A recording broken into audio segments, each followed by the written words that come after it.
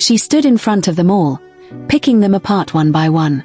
Too fat, she scoffed at one man. Too thin, she sneered at another. Too pale. Too red. Too short. Too tall. The princess had no interest in any of them. She was beautiful, and she knew it. No man seemed good enough for her.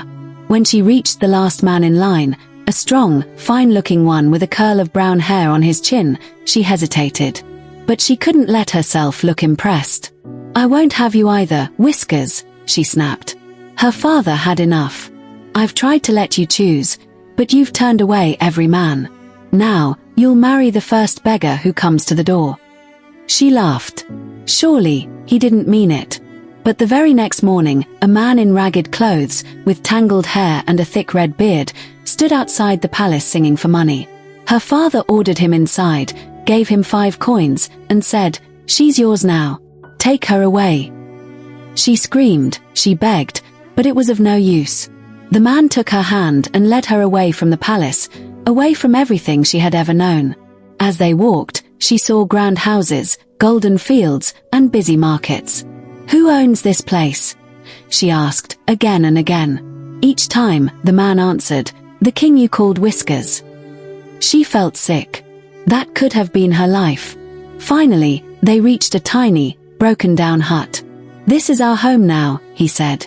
She wanted to cry, but she was exhausted. Inside, there was no fire, no food.